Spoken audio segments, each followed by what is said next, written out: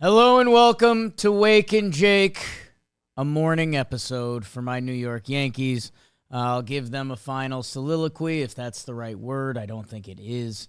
The Yankee season is over. The other division series roll on. The Phillies show a little fight last night. We'll talk about that. I'll be live streaming that game tonight with Dan Robinson, a.k.a. Shelfie, as the Phillies try to bring it back to Philadelphia for a Game 5, and the Chicago Cubs survive. They put up 4 in the first. Final is 4-3. Couple scary outs out of their bullpen, but they live on to play one more game as they get the nightcap tonight. A little bit of a weird schedule. 3 p.m. L.A. game for Phillies Dodgers, and then Cubs Brewers get a nightcap. Yeah. Funky. The schedule makers were a little bit in their bag this year. So we'll be tuned in for all of that, and we will see who is lined up. The ALDS will start on Monday the ALDS will start Sunday with the winner of Seattle-Detroit facing Toronto. And then the NLDS starts Monday. So we'll have a Wake and Jake episode on Monday. That'll probably lead us into most of that.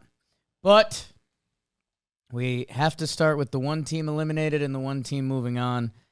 And it starts with the New York Yankees, brought to you by Arena Club. I think they're the new presenting sponsor of Wake and Jake. We love it. We love you, Arena Club. In the club, we're all fam. You guys know that. Arena Club. You know October baseball is about big swings and clutch moments. Arena Club brings that same excitement to card collecting. Ripping a pack during the postseason feels just like watching Judge go yard. Ohtani shutting down a lineup. Arena Club slapbacks equal one graded card instantly revealed. Skip the old cycle of ripping, grading, and waiting weeks. Your card appears digitally right away, and you decide whether you want to sell it, trade, auction, hold, or ship it to your collection. I like that. Packs are all over the board, people. $25 to $100 plus with Grails worth 20x more. Arena Club shows you the full checklist and odds before you rip, meaning there's complete transparency. That's what you want, people. So give yourself a chance. Your October pull could be legendary. Don't just watch October baseball, collect it. Go to arenaclub.com/wakeandjake and use code wakeandjake to get 20% off your first slab pack with our friends at Arena Club. The New York Yankees will not play any more baseball games this year. That makes me a little sad. It's the weird part of this sport. I don't know much about Bart Giamatti, but every now and then I Google some of his quotes about baseball, and they are right on the nose about summertime, and you make it to autumn, and then your heart breaks, except for that one few year it doesn't, which for Yankees fans, this is the second longest streak a Yankee fan has gone in their life without seeing a World Series title. So something of note when we talk Yankees front office, manager, all the fire Boone comments out there. That, I don't know, there's a world where all of those comments have a lot of merit. Although Big Rod and Jeets on the Fox post game were saying Boone is probably the last person you should point the finger at. And A-Rod went on a rant about them having 3 left-handed catchers and 5 DHs, which I think we covered on Wake and Jake one episode when we went through Jason Dominguez. Technically, how do you label Ben Rice? Is he first catcher, util, or DH? Giancarlo Stanton. And I think at the time, Judge couldn't throw. He had it claimed. For a time. And hey, when the Yankees lose, all the sharpened teeth, the fingernails, everything's out. After last year's World Series collapse, to come against the Blue Jays, which for my Blue Jay fans looking to drink tears, hey, how are you? We appreciate you guys. The better team won this series. The Blue Jays dominated 2 home games. It was 10-1 final, and in the next game they were up 12-0. They dominated them in Toronto, and they got the home field. We'll get to that in a second. The Yankees bring it back. A miracle comeback, the biggest comeback against the Blue Jays all year. Judge hits the pole. It feels iconic. He puts a postseason together that it feels like people won't be able to argue that as much after what he did this October. But they end up falling short on a bullpen day. And I think it's one of those, it would have been a lot more interesting to see if the game played out without the Yankees getting in their own way. Jazz Chisholm gets a double play ball that would have changed the whole pitching path of the game. It would have changed the whole path of the game. I guess I'm just thinking of it from the Yankees pitching side, but it changed everything. That what probably continues as a 2-1 ball game where the Yankees got action on the bases. They loaded the bases. They loaded the bases in the 8th after, things don't matter over time. Aaron Judge got a 2-0 pitch that was way off the plate, called for a strike that would have been 3-0. Instead, he ends up striking out that at bat. Next year, that pitch literally won't be a strike. I don't know what that means. Probably nothing. But the Yankees do end up scoring one in that final inning off Jeff Hoffman, their closer, who, with his postseason history and how he's looked during the season and how he looked that night, you just would have loved the opportunity to let it play out, but the Yankees did not get that opportunity. The Blue Jays had 5 on the board at that point. The Blue Jays had 12 hits. The Yankees had 6, and a couple of those came probably too late. That it would make that box score look a little more lopsided as, David Bednar comes in and shuts down the final 1.2, where the Yankees get a couple hits and a run late.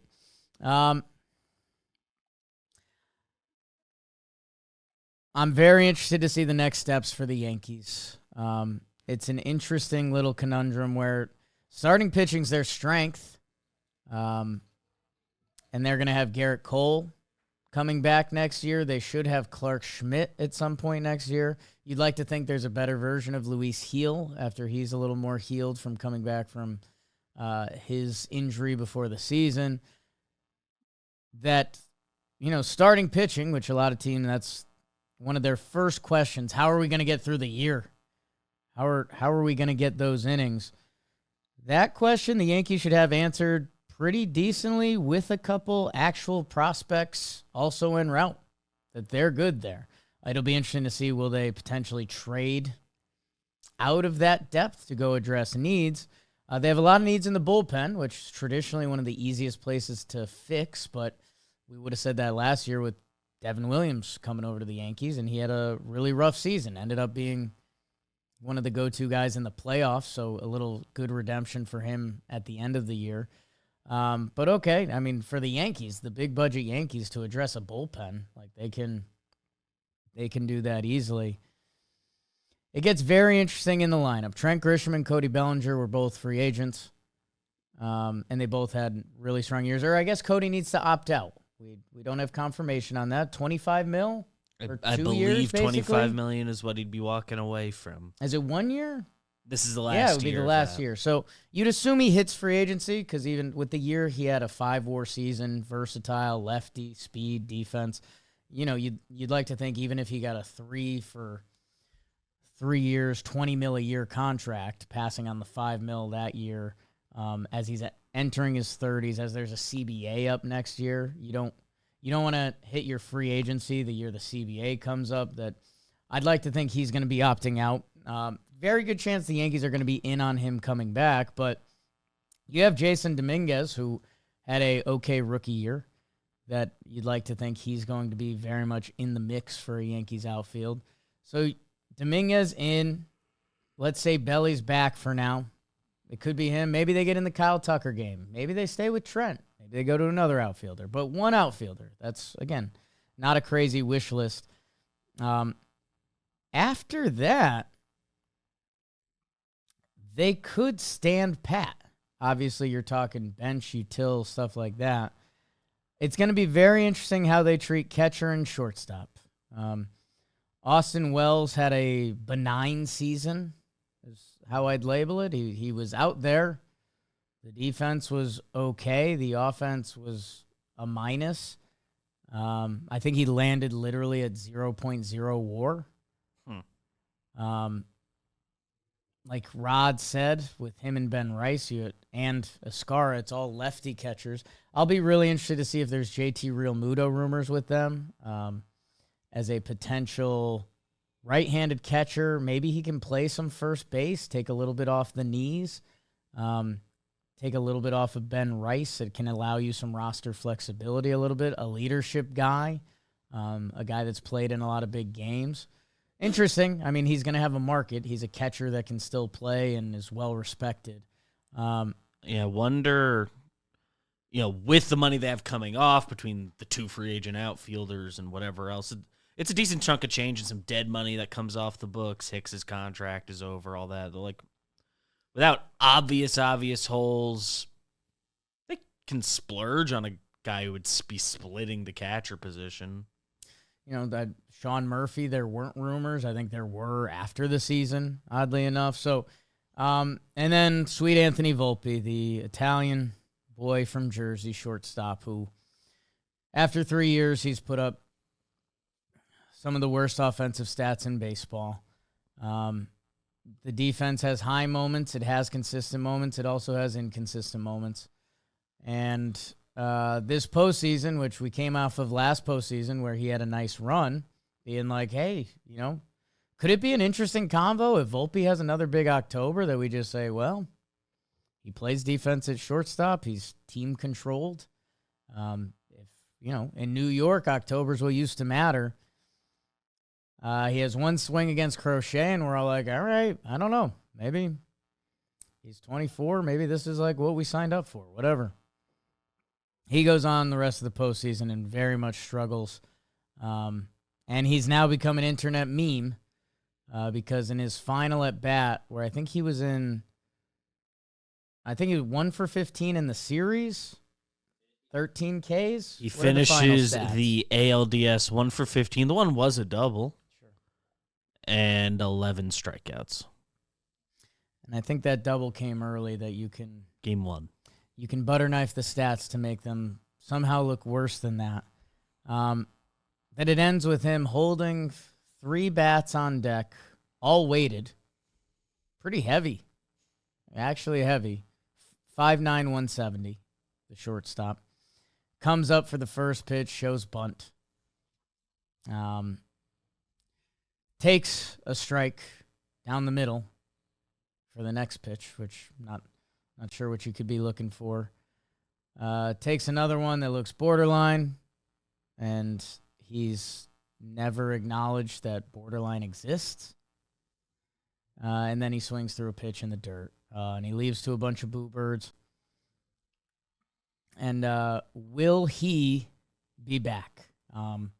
This is one of the bigger tests of the Yankees. Brian Cashman got in front of the press after Volpe's rookie year and said, wait till you guys see what he turns into. You guys are going to apologize to me and tell me how good our hitting program and how good our development program is. That's not what happened. And I don't know. I don't know if we're going to get a cash apology the other way, because that kind of feels deserved. And I don't know if it matters versus the Blue Jays this series. The Blue Jays and their approach, I hope it changes baseball. I've said it on here. I said it on Talking Baseball. Said it on Yanks. If your team is out of the postseason, you should be rooting for Brewers and Blue Jays because it feels like they just play better baseball. It feels like they have guys in positions that play a lot of good defense, and their at-bats aren't necessarily getting their A swing. Hey, if you've got a 2-0 pitch and you think you might know what's coming, yeah, let out a big one. If you don't have to. And putting the barrel on the ball matters. We saw that with Ernie Clement all series. And Ernie Clement has been, since he has joined them, he has been a solid baseball player. He was a 4 WAR guy this year with a league average OPS, a 277 batting average, defense, some speed. But it's something that the stat-only people haven't been able to figure out yet is Ernie Clement's 277, 398 slug with the at-bats he takes in a significant moment against maybe a tougher reliever, he has more of a fight than maybe some sluggers with higher numbers that are getting their slugging in either against lesser competition or, I think Jimmy was onto something where he said the Yankees have guys that are built for 162 game seasons, that the stats will end up there, that you will run into your 30 homers, but in a certain game or competitive moment, you might be overmatched because that skill isn't useful. That skill won't come into play, where maybe fouling off a pitch or giving a tough at-bat can be different. Let's see what goes on with Milwaukee. Let's see what goes on with this Toronto team. I think they're going to be tough to bet against if it's Detroit that moves on. I think it's an easy Toronto pick. If it's Seattle, you're going to have to think about it and would love to know what tomorrow night's game feels like. Seattle, who's going to have the pressure on them. Detroit on the road blew the biggest division lead of the year. They've been playing with just a little bit of house money. Skubal on the bump in Seattle. Probably treats Jorge Polanco a little different than he did last game. Where Seattle, in their playoff history, and the fact that they lost game one in the fashion they did, the fact they couldn't get it done after having a 3-0 lead in game 4. If Detroit moves on, Toronto easily. I think Detroit's pitching is just too thin that over a long series that they will just pester them to death. Seattle would be a really good test because that's Seattle pitching that we've talked about for years. And Seattle's propensity for late inning heroics and the guys I like in their lineup. So we'll find out who's there waiting for them. A lot of credit to Toronto, who kept Chris Bassett and Max Scherzer off the roster for this series. They have a lot of left-right bullpen options. They've got the young phenom and Trey Savage, kind of old reliable and Gossman. That they have a recipe. Does Bieber have more in the tank than he showed against the Yankees? I think so. We'll find out. Are they going to activate one of those old dogs to get in the mix for the next postseason series? You'd think so. If Bassett was such a maybe for this one, I'd like to think he's in for this one. Where's Scherzer at? I would think another week for Bassett has him ready to go, and Scherzer, if he's on the team, he'll find a way to contribute.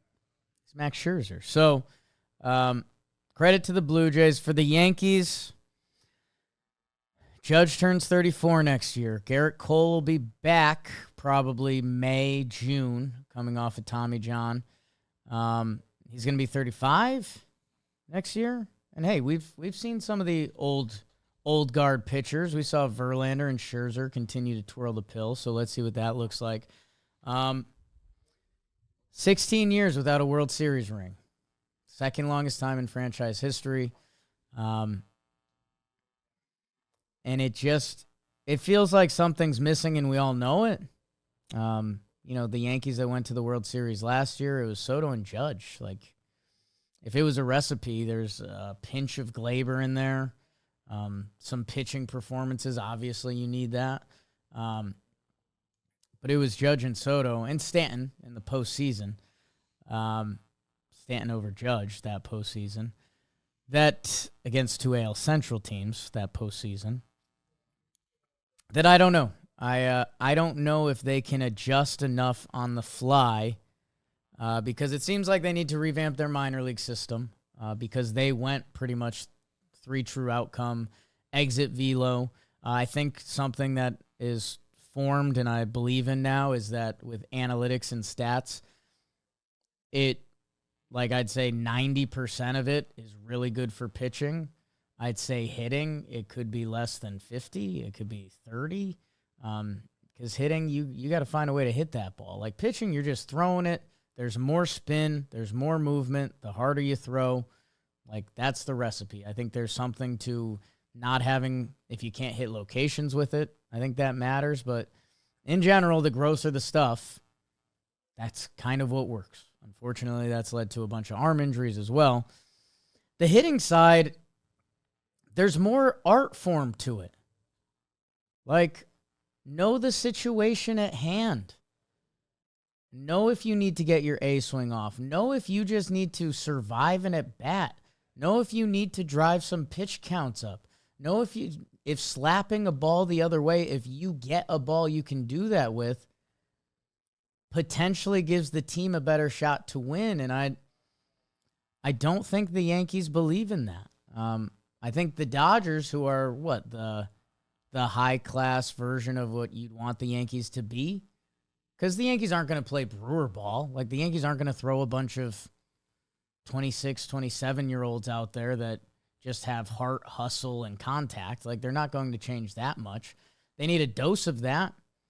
And it's a whole mentality that I don't think they're going to change, because it would have to be throughout the whole organization. And it's an organization of people that believe in what they're doing, even though they're in the longest drought in franchise history. So it's not a great recipe. The Yankees will be back next year, again, with their pitching and how it's lined up. They can do fun stuff with their offense. It's which direction will they take. I had another laugh to myself last night that, Jimmy went on a nice little rant during Talking Yanks about revamping the minor leagues, and that's where it has to start, and blah, blah, blah, and no more of these prospects that are, power only, exit velo, like they need to play defense and no baseball. I was laughing that their top prospect ready to go right now is 6'7" Spencer Jones, who is an exit velo king that we're not sure what position he plays.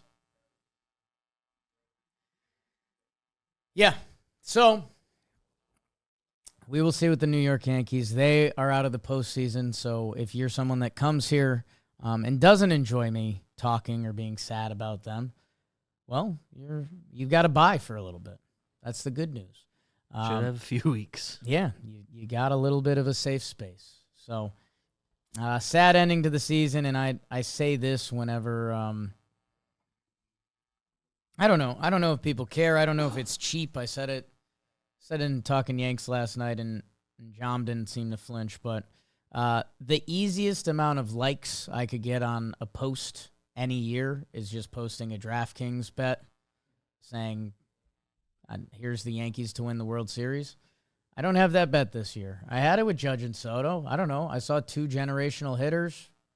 Garrett Cole was going to come, like, they could pitch enough. Could take a chance on them. Didn't have it. Did not have it for this year. So the fact that I had that is a problem. Is a problem for the New York Yankees and for me and my sadness. Let's do the rest of the baseball. It's brought to you by Nike. Nike's like with us now, so that's pretty cool. There's a link in the description. You're going to buy Nike, whether you get shoes, sweats, or whatever. Just get it from like our link, and that helps. And Nike likes that, so that's cool. Congrats, Blue Jays again. I guess I gave the Blue Jays some flowers. Cubs Brewers. Watch the first inning. That's where a lot of these games are getting decided. The Cubs put up 4 in the first, and then they go survival mode. Some of the names coming out of the bullpens in these games. Drew Pomeranz, playoff pitching and back at it. Brad Keller, kind of the NL's Luke Weaver, coming to life out of the Cubs bullpen. Michael Busch, 2 leadoff homers in a playoff series. I believe that's the first time that's ever happened. Or maybe it was just a DS, but still pretty cool. Let's see what the Cubbies have for them at Wrigley Field. I like that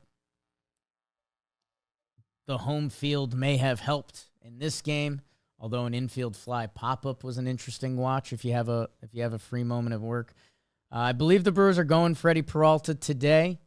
I think they were debating saving him and just going kind of bullpen-ish, Mizorowski-ish again and have him for Game 5 if you need it. I think you figure out Game 5 if you get it there. If Freddie Peralta's ready to pitch, I think you want to get him in the mix. And it's Matthew Boyd, who got rocked in Game 1. Again, it's all hands, all spikes on deck for the Cubbies.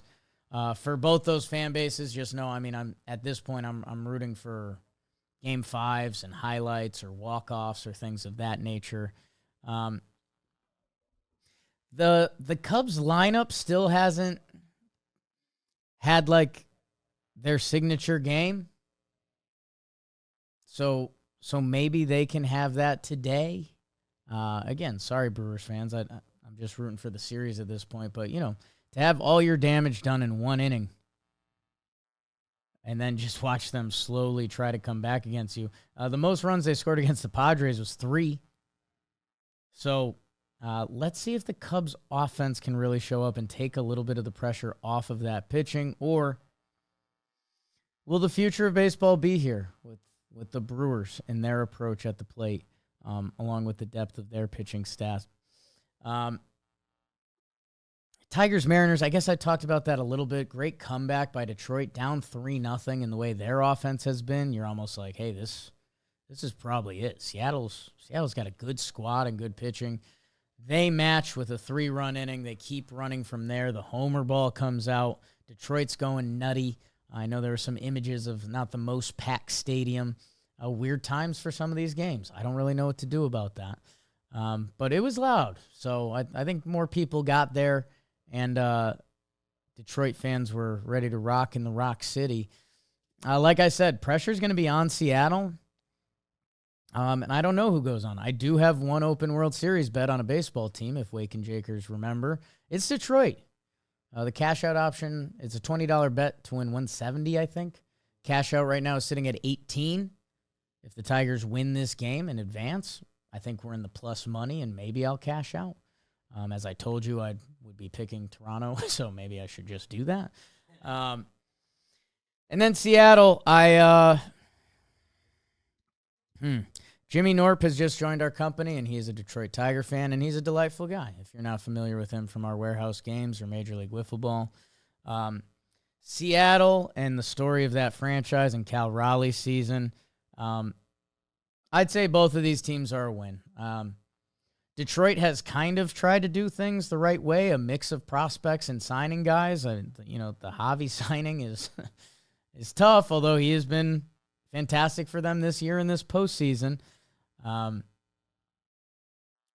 Hinch and the style of baseball they play, it's not that far from Detroit and Milwaukee, except their talent level on offense is, I think, significantly down from those two teams. It's just finding their 1 or 2 innings a game that they can run into it. Must watch Friday Night Baseball. The city of Seattle that's been so thirsty for this. They have some pitching decisions they can potentially make. I think it would be George Kirby on an extra day rest. Luis Castillo is on his normal rest. You'd think they'd go Kirby. I mean, he only made one mistake. It was Kerry Carpenter, which, okay, you can't let that happen again. So that'll be interesting to see how they navigate that. Gabe Spire has been the gnarly lefty. The Tigers got to him. That afternoon game, felt like the first time that all those seeing relievers a second or third time, the advantage really starts to go to hitters. That a little bit of chaos is going to be injected into that game. And does managing matter? It felt like it has this postseason. A.J. Hinch, the veteran, against Dan Wilson. Will it come down to that? Will be interesting if it does, because Seattle at home,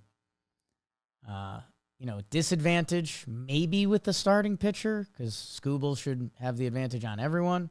But when you compare the lineups, home field, and all of that, interested to see. And then the final one, Phillies, Dodgers. So weird how we treat these 5-game sets because we have to, but again, are we one Matt Strahm pitch away from the Phillies being up 2-1 instead of being down 2-1? I didn't find the right words to say it on a Talking Baseball episode, but I was like, it's crazy that every game 4, one team can win the series. Like, there's no information in that statement, but it just is what it is, right? Like, no matter what, just mathematically. 4 games in, after 3 games, one team has the potential to lose their whole season. And that's kind of what we're seeing in this. Like, here come the Dodgers, and they're up 2-0 and blah, blah, Phillies, Schwarber shows up. They put out Kershaw, and he gets knocked around, which Duran doesn't have to get used for Philadelphia, who they now have Chris Sanchez going tonight. Can Sanchez hand the ball to the closer? Because teams that do that this postseason are 3-0. Analytics. Meanwhile, on the Dodgers side, you shrug because you're the Dodgers. Tyler Glasnow gets his first start of this postseason. So let's see if any of the bullpen stuff affects him, and maybe the fact that he's not involved in the bullpen, and how that path ends up looking for the Dodgers, and who will show up offensively because they got shut down by Nola for 2 innings through his fastest fastball of the year in that game. And then Ranger Suarez, who is just it's a new metric I'm going to start using. Their Jolly Olive video percentage. Ranger Suarez is flying. Ranger Suarez is flying up the list. 42.2 postseason innings. He has a 1.48 ERA. Guy's a freak show. I don't know if it's a pulse. I don't know if it's not caring. I don't know if it's, for Kike, they're pointing to ADHD. Does Ranger Suarez have that going on? I don't know. We'll let Jolly research it in like 5 years. But there's something with that cat that just works better in October, which is insane because he's put together a nice little career at this point. Dodgers fans, I know you think this is Yankee stuff, but I said it with the previous series. I'll be rooting for 5. For the Phillies to get another shot after dropping 2 at home, to take this to Game 5, that would just be fun to see. Again, trying to predict baseball games, BBD's grandfather, John Sterling, will tell you that's impossible. If anybody tries to predict baseball, laugh at them. If they tell you they can predict it, they're lying to you, is what he will say to you. And he's arguably watched more baseball than anybody on this planet. It's like him, Dusty Baker, Costas in there, some weird hitting coach or something. Vin Scully. Yeah. Vin's R.I.P., right? I think we had a Vin patch one. Yeah, 2022. May he. Anyways, all that talent on the field, Dodgers, Phillies, compared to what Detroit's bringing to the table, I'm not trying to be rude. It's just different roster construction, I will say. Hey, we will be tuning in. We'll let you know how those games go, and we'll see what is coming up for the NLDS, which you'd still think Dodgers, Brewers have the upper hand, the 1 and the 2 seed, up 2-1. Let's find out where we're at Monday. And man, what that Seattle game means to Seattle City and their franchise, just trying to shake all of this. They had a big deadline. We talked to Jeff Passan on an episode of Talking Baseball, and I was like, man, I kind of gave a Seattle, if not now, when? And Passan came back, and he's like, no, they're set up. They control their pitchers, and they actually have a lot of prospects on the way. But for me, Cal Raleigh hit 60-burger this year. Like, you traded for 2 significant pieces at the deadline. How's your health going to be next year? Like, baseball just happens. They didn't really get challenged in the West by the end of this season. So what if they end up in a 3-game wild card? Maybe their window is just coming wide open and I don't have it. But I'm starting to think in baseball, wide open windows don't exist. Like the Phillies had a wide open window, right? They're in a tight spot. Dodgers feel like they're in one. At some time, they're going to have to start paying that delayed money. It eventually gets deferred to some point. We will see. Exciting time of the baseball season. The last day with 4 games was yesterday. It'll only be 2 or 1 the rest of the way. So get ready for that. We get some CS action going the next week. And I'm excited because of some weird Yankee scheduling. I think this is going to be my first Sunday that I can really sink my teeth into football. So we might as well go through the schedule to get us through the end of this. And it's brought to you by Shopify. This video is brought to you by Shopify, and this company is kind of brought to you by Shopify. From early John Boy Media Day 1 days, we've been with Shopify, and now our new /line site. Shopify helped made a dream come true. We brought the ideas. Shopify brought the execution. So check out what Shopify can do for you. Life really is a home run when you have Shopify on your side. How do you like that? The Shopify Sidekick, Shopify Magic, and the suite of AI tools are a total game changer. It is really cool. It's just a bunch of information that can help you, show you where people are buying shirts, what they're buying, when they're buying, that can help you make business decisions. So if you're like us and you want to start building your own brand from the ground up, it's time to go over to Shopify. Start your trial today. Click the link in the description and sign up for your $1 per month trial at shopify.com/bakers. Shopify.com/bakers. If you're ready to leave the amateurs and head over to the big leagues. Let's check out the football. Do I have the heart for college football? I'll give it a look. That's the minimum I can do. Noon, Saturday, Ohio State at Illinois. 1-17 in Illinois, and Ohio State is still more than a 2-touchdown favorite. Ohio State is starting to click on all cylinders. Some of their defensive stats are crazy. I think they are only allowing teams to score in the red zone 37% of the time or something like that in the red zone.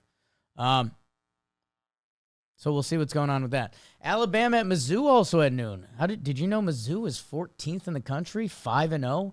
Alabama coming off a big win against Georgia? That could be sleepy time, a game that means a lot more to Mizzou. Let's see. Indiana, Oregon. 7-3 at 3:30 in Oregon. Indiana coming off their miracle season where they didn't play anyone, and when they did, they got destroyed. People actually like their talent level a lot more this year, but at Autzen in Oregon, Oregon over a touchdown favorite. Let's see if this Indiana football program can continue to be something. If they can sneak out a win like this, their head coach is going to become one of the more appealing head coaches in the country we've seen in a while. Indiana playing football? C'est quoi? Texas, Oklahoma, Red River rivalry. I went to one once. Cotton Bowl, Dallas. Throw the records out. And Texas is favored by 1.5 points, even though Oklahoma's ranked 6 and Texas just became unranked. That game always has a certain level of chaos. The bands are out of control at that game. Not like actually out of control. They're just loud and really close to the field, which is kind of every college football game, but it's just the way the stadium's set up. Maybe I sat next to the band, and that freaked me out a little bit. And my buddy Ed went. Shout out Ed.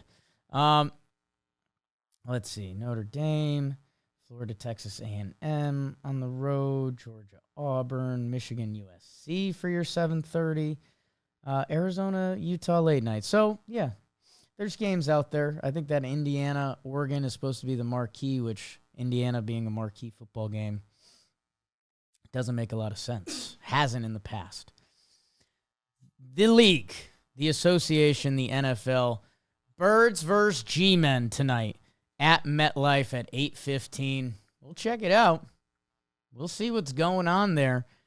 Philadelphia coming off their first loss. Short week Thursday game. Jackson Dart and the G-Men coming off a loss to the New Orleans Saints that hadn't won. I don't know, in a way I'm shocked to see a -7.5 line because it goes back to the Philadelphia frustration. It feels like they could run the ball every play and win a game against the Giants by 21 points. But sometimes Philly likes to get in their own way. We'll have it on a second screen. I don't think I'm going to bet it.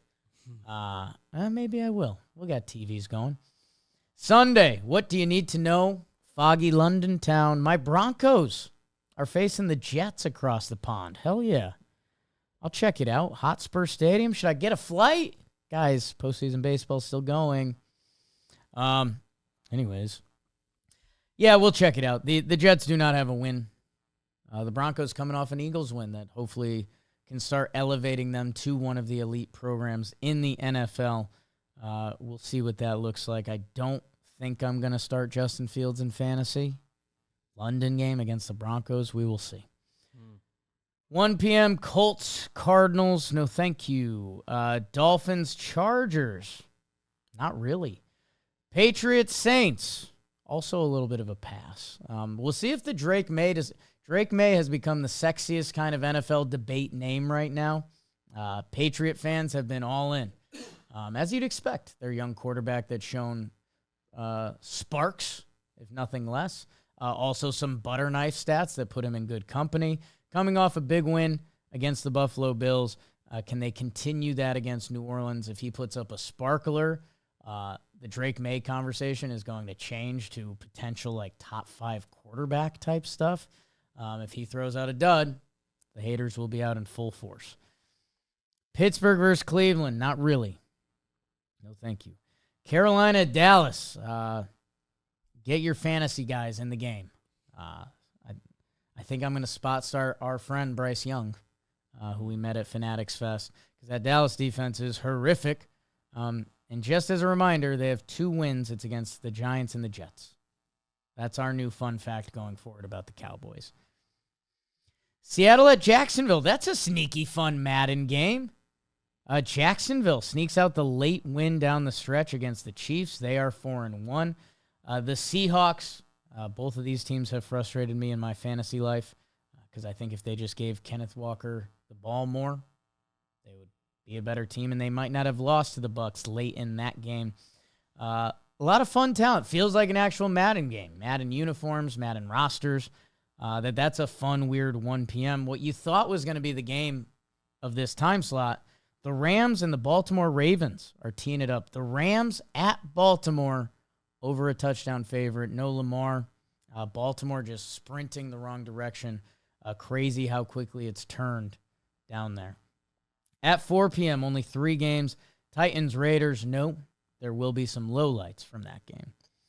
Bengals, Packers. Packers are over 2 touchdown favorites against what the Bengals have turned into. Is Flacco starting?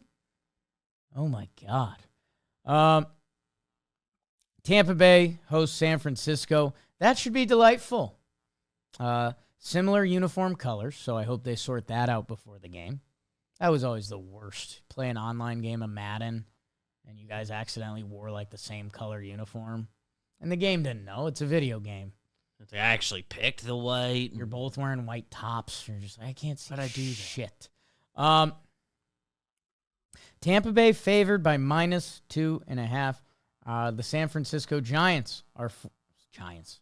That's baseball, friend. The 49ers are 4-1. Tampa also 4-1, so one of those teams will be 5-1 favored.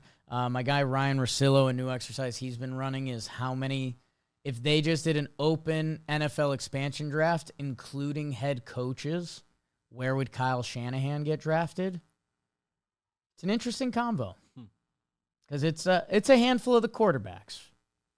But like I heard a conversation about would you take Kyle Shanahan or Joe Burrow? Burrow's had a lot of injuries. Shanahan has made Mac Jones look useful. It's interesting. That's why he's talking about it, and now I'm talking about him talking about it. So I'm just a leech. Anyways, should be a fun one in Tampa between 2 NFC powers. And then the nightcap, Detroit at Kansas City. Booyah! Kansas City, a 1.5-point favorite. That smells fishy, Vegas. The Chiefs are 2-3. Their losses are to the Chargers week 1 by 1 score. The Eagles week 2 by 3 points. The Jaguars by 3 points at the end. You could also say the Chiefs' wins are against the Giants and the Ravens. So it is the Lions who have looked like the Lions outside of week 1. But yeah, that doesn't smell right to me. That feels like Vegas knows something because the 4-1 Lions have been more or less rolling since their opening week loss to the Packers. So I'll probably bet the Chiefs. If it smells funny, smell it. Jake Storielli. 2 Monday night games. Buffalo at Atlanta. Kind of fun. Madden game. Chicago at Washington. Kind of fun. Bad Madden game. Jaden Daniels, Caleb Williams. Okay. None of the good teams. Yeah. Hey, 3 randoms. The team has to be under an 80. Washington has higher expectations than that. 85. Enjoy the sports this weekend. We'll be streaming a game a night, so we'll see what games are available to us. Excited to watch some football. Sad about my Yankees, but pretty much every team except one ends up sad every year. Yankee fans just thought they lived in a different world where they didn't have to do that as much. It's going to be a pressure pack next year for them. Thank you, guys. Make sure you're subscribed to the channel and all that good stuff. Again, we do have a little bit of funk going in the schedule, but it does start to clean up. That we will see you guys along the way, and go sports.